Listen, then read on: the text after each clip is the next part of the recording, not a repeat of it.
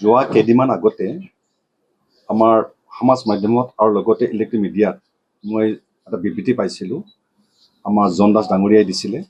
সেই বিবৃতি মৰ্মে আমি আজি প্ৰেছ মিট দিব ওলাইছোঁ, কাৰণ বহুতে আমাক ইয়াতে কৈ আছে আমাৰ BPFৰ লগত এলায়েন্স হৈছে, হোৱা নাই, নানানটা কথা আমাক উত্থাপন কৰি আছে। সেই মৰ্মে মই সকলো ৰাইজক আগতে মই জনাব বিচাৰিছোঁ যে আমাৰ এতিয়ালৈকে কোনো BPFৰ লগত এলায়েন্স হোৱা নাই। সেইটো হ'ল দলীয় পক্ষৰ কথা, দলে যি সিদ্ধান্ত লয় তেওঁলোকে কৰিব। তাৰ লগতে যেনেকৈ ইলেক্ট্ৰিক মাধ্যমৰ লগতে আৰু আমাৰ সামাজিক হিচাপে তেওঁলোক বিভিন্ন টিভি আধাৰে নানানটা আমাৰ জন দাস ডাঙৰীয়াই যিবিলাক বিবৃতি দি আছিলে, সেই বিবৃতি মতে মই এইখিনি আপোনাক ক'লোঁ, আমাৰ সেইটো একো হোৱা নাই। আৰু লগতে আমাৰ অৱৰো স্বাৰ্থত আমাৰ এই যে GSP দলটো খোলা হৈছিল, আৰু এতিয়াও আমি সকলোকে মই আহ্বান জনাইছোঁ, যিয়ে নহওক আমি সকলোৱে একত্ৰিত হ'ব লাগিব আৰু একতা হ'ব লাগিব, আৰু একতা হৈ পেলাই আমি আগবাঢ়িব লাগিব।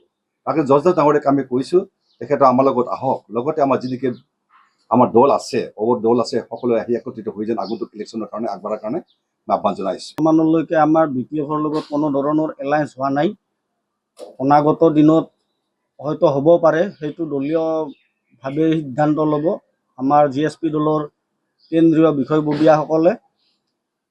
কথা হৈছে কি, আমাৰ কেইদিনমান আগতে যিটো আমি প্ৰেছ মিট যোগে পাইছিলোঁ, জন দাস ডাঙৰীয়াই যিটো কৈছিল যে BPFৰ লগত এলায়েন্স হ'লে আমি নাই, এইটো সময়ত হ'ব। কিন্তু ঘটনা হৈছে কি, যেখেতে বৃহত্তৰ এই 22 লক্ষ অনাবৰৰ ৰাইজৰ স্বাৰ্থত তেখেতেও কাম কৰি আছে, আৰু আমি GSP দলো এই 22 লক্ষ অনাবৰৰ জনতাৰ স্বাৰ্থতেই এই পিছ পৰি থকা মানুহখিনিৰ যাতে কিছু উন্নত কৰিব পৰা যায় ৰাজনৈতিকভাৱে, আৰু তাৰ বাবে এই গণ সুৰক্ষা পাৰ্টিটো গঠন কৰা হৈছিল, যিহেতু উদ্দেশ্য একেটাই। আৰু সেয়েহে মই আজি আপোনালোকৰ মিডিয়াৰ যোগে জনাওঁ যে অকল জন দাসে নহয়, যিমানখিনি অনাবৰৰ স্বাৰ্থত কাম কৰি থকা দল সংগঠন আছে, তেখেতসকলে আলোচনাত বহক আমাৰ লগত।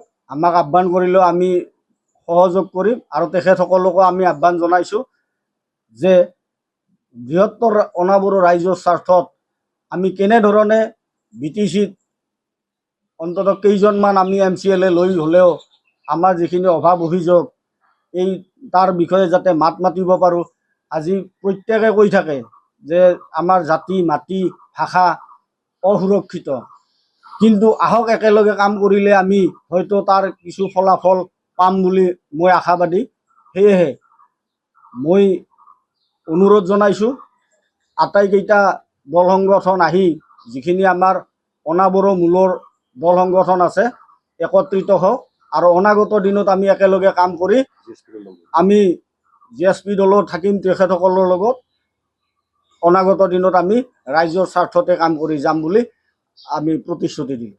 যিকোনো খবৰৰ বাবে যোগাযোগ কৰক 7099017330 লগতে 7099017110 নম্বৰত।